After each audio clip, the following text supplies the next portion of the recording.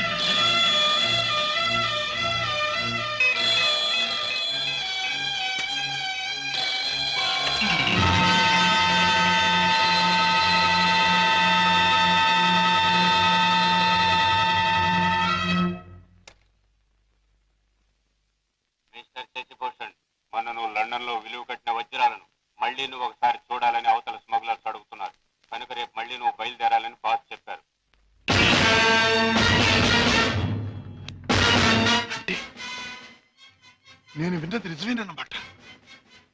Daddy is a smuggler. Daddy is a criminal.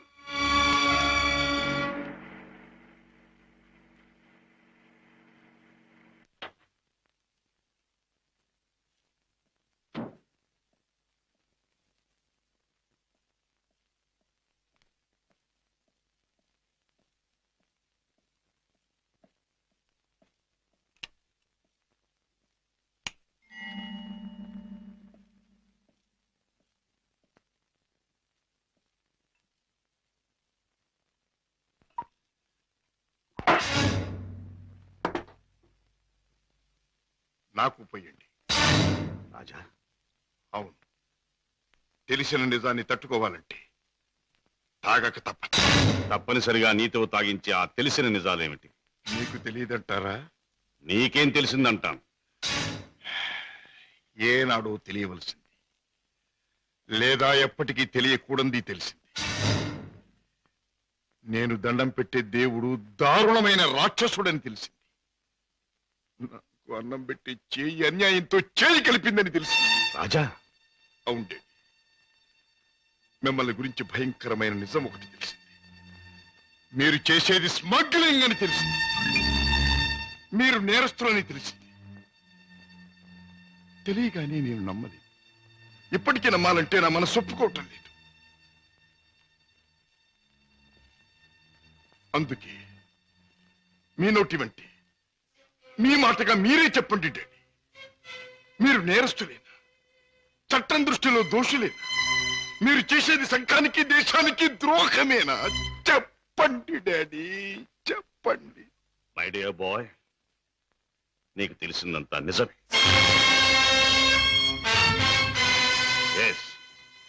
ఇన్నేళ్ళు ఈ నిజం నీకు తెలియకూడదని తాపత్రయపడు. కానీ తప్పుని నిప్పుని ఎంతో కాలం దాచలేమని ఇప్పుడు అర్థం. రాజా, నేను పట్టుబడిన నేరస్తు. నేను చేసేది చట్టానికి వ్యతిరేకమైంది.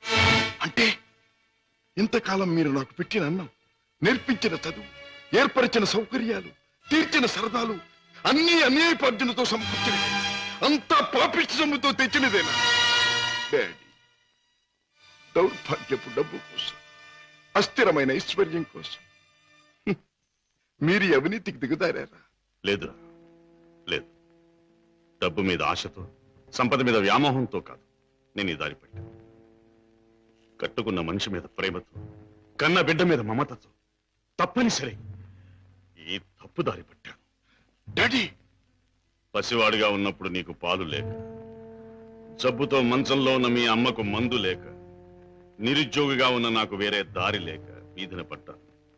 మానవ అభిమానం విడిచి తెలిసిన ప్రతివాడి ముందు చెయ్యి చాపాను. నా భార్య బిడ్డలను రక్షించమని అడిగాను, అర్థించాను, ప్రార్థించాను. కానీ ఏ ఒక్కడూ పట్టించుకోలేదు. మనిషికి మనిషి సాయపడని ఈ లోకంలో సాయపడేది మనిషి సృష్టించిన డబ్బే. నా భార్య బిడ్డలు బ్రతికించుకోవడం కోసం, ఆ డబ్బు కోసం జీవితంలో మొదటిసారిగా తప్పుదారి తొక్కాను. ఆ పైన ఆ పిల్లల్ని పెంచుకోవడానికి, 2 పూట్ల అన్నం పెట్టుకోవడానికి అరణ్యం లాంటి ఈ లోకంలో ఆ తప్పుదారి నాకు తప్పలేదు. Those unavoidable circumstances have driven me to this state. Daddy, ప్రతి నేరస్తుడు తాను చేసింది న్యాయమని చెప్పుకోవడానికి తగినంత కారణం ఉండొచ్చు, కథ ఉండొచ్చు. కానీ ఎంత మాత్రాన అతను చేసింది నేరం కాకపోదు. రాజా, కన్నబిడ్డలకి తిండి పెట్టడం కోసం ఒక జంతువు మరొక జంతువుని చంపుతూ దాని సృష్టి సహజం అంటాం. వాటికున్న ప్రేమానురాగాలు మనుషులకు ఉండకూడదంటావా? ఆ ప్రేమానురాగాల వల్ల చేసే పనిని తప్పంటావా? ప్రేమ అనురాగాలు ఉండొచ్చు, కానీ జంతువుల కంటే మనుషులు ఎన్నో వేల రెట్లు గొప్ప ప్రాణులు కనుక ధర్మం, న్యాయం సంగతి కూడా ఆలోచించాలి. అయితే ఒక తండ్రిగా నా బిడ్డల్ని నేను రక్షించుకోవటం నాకు న్యాయం. వాళ్ళ కోసం ఏ పని చేసినా అది నాకు ధర్మమే. డాడీ, మా మీద మీకు గల ప్రేమ మిమ్మల్ని నేరస్తుడిగా మార్చినందుకు నేనెంతో జారిపడుతున్నాను. ఇంతకాలం ఆ పాపిష్టముతో మమ్మల్ని పోషించే కంటే ఆనాడే మా ప్రాణం తీసినా బాగుండే. రాజా, నువ్వు ఒక బిడ్డగా తండ్రి అయి ఉంటే నీ మాట అనలేకపోయేవాడు, ఆ పని చెయ్యలేకపోయేవాడు. డాడీ, బిడ్డని చెప్పలేకపోతే నేనైనా చచ్చిపోయేవాడిని, కానీ మీద తప్పులు మాత్రం చేసేవాడిని కాదు. ఇంతకాలం ఈ పాపిష్టి సొమ్ము తిన్నానంటే చచ్చా నా మీద నాకే అసహ్యం వేస్తుంది. అన్యాయపార్జనతో న్యాయవాద వృత్తి చదివానంటే నా మీద నాకే కోపం వస్తుంది. ఇంట్లో నేరస్తుని ఉంచుకుని బయట నేరస్తుని విచారించి జైలుకి పంపుతున్నానంటే నా మీద నాకే no no no no I can't stay here for a minute. నేను ఇంట్లో ఒక క్షణం కూడా ఉండదు. రాజా, రాజా, ఒక్క మాట. ఆడపిల్ల కన్నవాళ్ళని వదిలిపెట్టి వెళ్ళడం సహజం, కానీ కన్న కొడుకు కడదాకా కన్నవాళ్లతోనే ఉంటాడు. పోయాక కాటిదాకా సాయం వస్తాడు, కొరివి పెట్టి సాగనంపుతాడు. ఆశతో నీ మీదే ప్రాణాలన్నీ పెట్టుకున్న ఈ డాడీని అర్ధంతరంగా ఒంటరిని చేసి వెళ్ళిపోతావా? డాడీ, నేను వెళ్ళిపోతున్నది అన్యాయపాలయం లాంటి ఇంట్లో నుంచి, చట్టాన్ని వ్యతిరేకించిన ఒక నేరస్తుడి నుంచి. అంతేకాని మా డాడీ మనసులో నుంచి కాదు. నేనే మీకు కావాలనుకుంటే బ్రతికిన మీ జీవితాన్ని, సంపాదించిన ఆస్తిపాస్తుల్ని, మీ ఇంటిని, మీ సర్వస్వాన్ని మీరు వదులుకోవాలి. ఒక సామాన్యమైన మనిషిగా, మమత నిండి ఉన్న ఒక మామూలు తండ్రిగా ఎప్పుడు మీరు నా గడపలోకి అడుగు పెడతారో అప్పుడు ఆప్యాయతో మీ చేయి అందుకుంటాను, ఆదరంతో మిమ్మల్ని లోపలికి తీసుకుపెడతాను. లేకపోతే ఈ కొడుకే మీకు రీడనుకోండి. Good bye. రాజా, రాజా,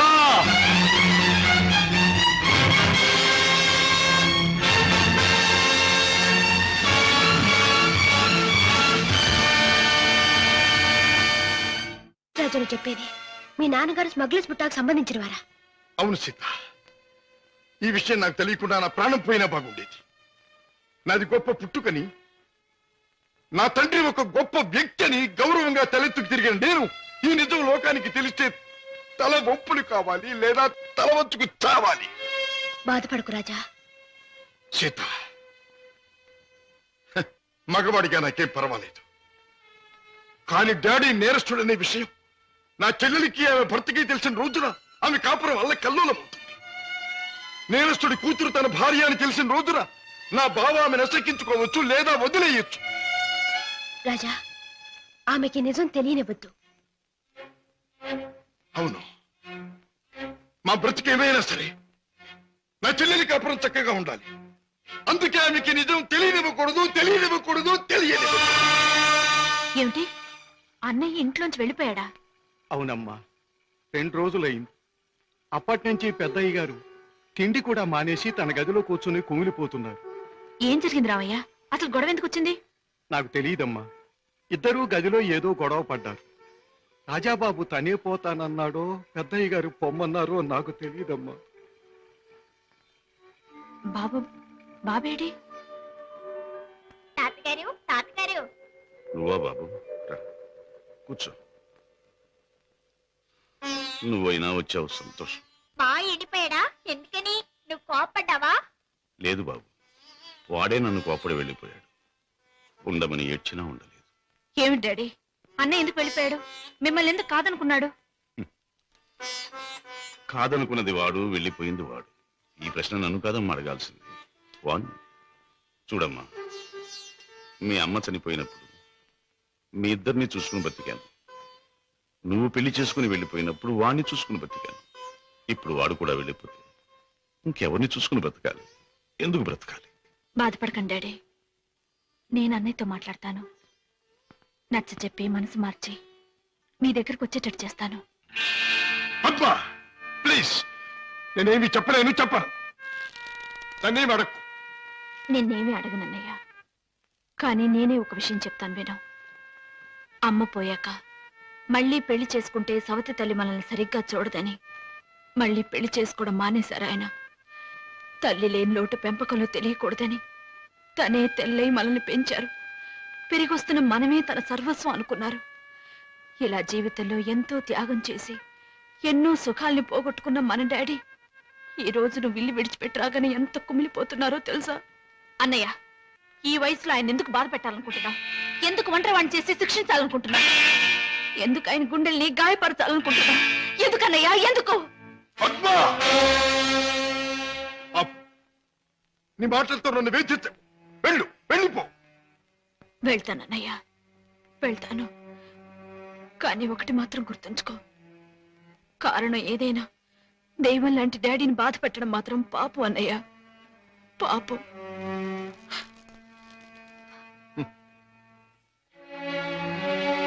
చెల్లెమ్మ, నన్ను పాపి అన్నావు, నేను చేసింది తప్పు అన్నావు. అయినా మరేం పర్వాలేదు. శివుడు విషాన్ని కక్కకుండా మింగకుండా ఎందుకు గొంతుకులో దాచుకున్నాడు? అది మాత్రం గుర్తుంచుకో. వెళ్ళమ్మా, వెళ్ళు. అవును డాడీ, ఎంత అడిగినా వెళ్ళిపోవడానికి కారణం మాత్రం అన్నయ్య చెప్పలేదు. కానీ ఎట్టి పరిస్థితుల్లోనూ ఇక్కడికి రానని ఖచ్చితంగా చెప్పేశాడు.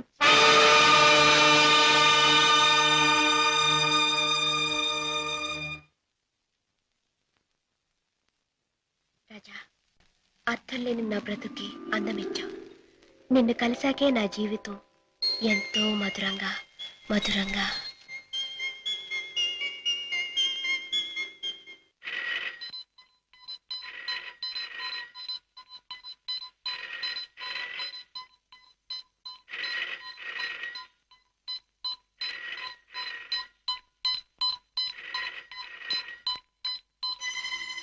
హలో,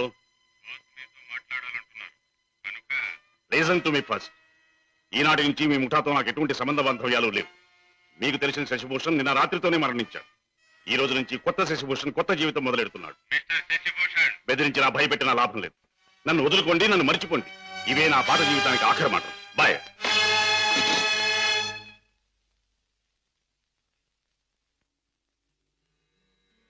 రామయ్య, అయ్యగారు, ఆ వెలుగు చూసావా రామయ్య? అది రోజు ఉదయించే సూర్యుడు వెలుగు కాదయ్యా. నా చీకటి బతుకులో మొదటిసారిగా ఉదయించిన సూర్యుడు. ఆ వెలుగులో కొత్త అందాలతో నా కొత్త జీవితం ప్రారంభమవుతుంది. రామయ్య, నాకు సహాయం చేయాలి. ఏమిటి అయ్యగారు? నాకు ఈ రోజు నీ బట్టల జత ఒకటి కావాలి. అయ్యగారు, ఆశ్చర్యపో, నిజంగానే ఆస్తి అంతస్తు ఏదీ ప్రదర్శించని అతి మామూలు దుస్తులు కావాలి. నా సంపాదనతో కొన్నది ఏదీ నా దగ్గర ఉండకూడదని నా కొడుకు చెప్పాడు. అందుకే నీ దుస్తులు నాకు అవి ధరించి అతి సామాన్యమైన మనిషిగా నా కొడుకు దగ్గర పెడతాను. అలాగే అయ్యగారు.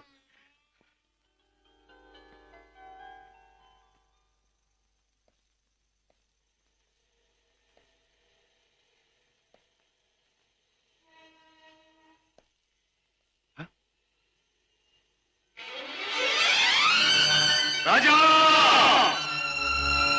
డాడీ నా కోసం వస్తున్నారా?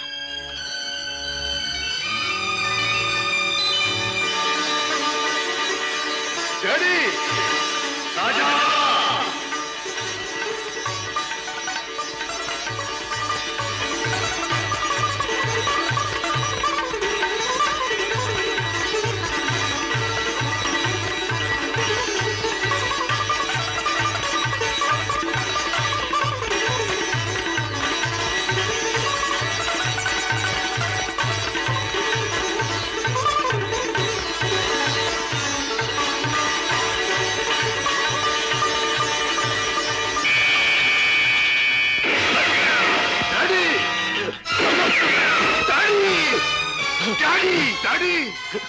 ఏమిటి ఘోరం?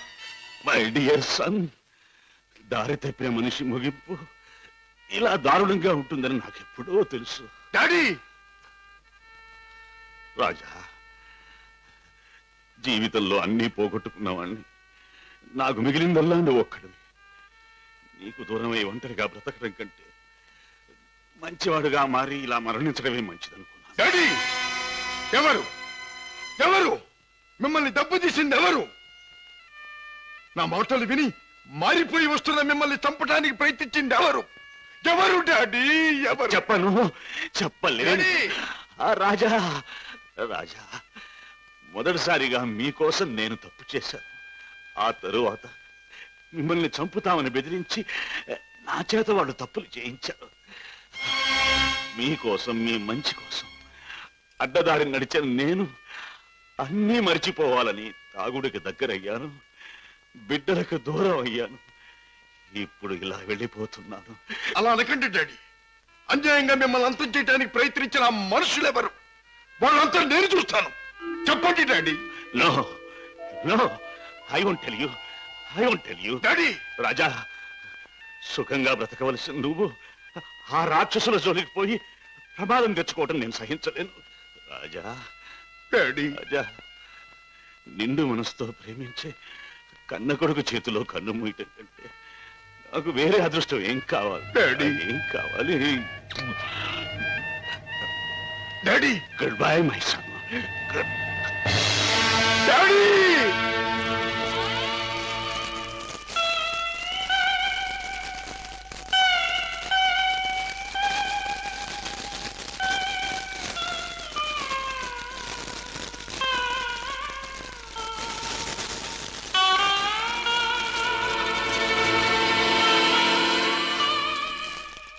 డాడీ, మీ చావుకు కారకులెవరో మీరు చెప్పకపోవచ్చు, కానీ నేను తెలుసుకుంటాను. కన్న కొడుకుగా నా తండ్రిని తప్పిన వాళ్ళ అంతం చూడటం నా కర్తవ్యం.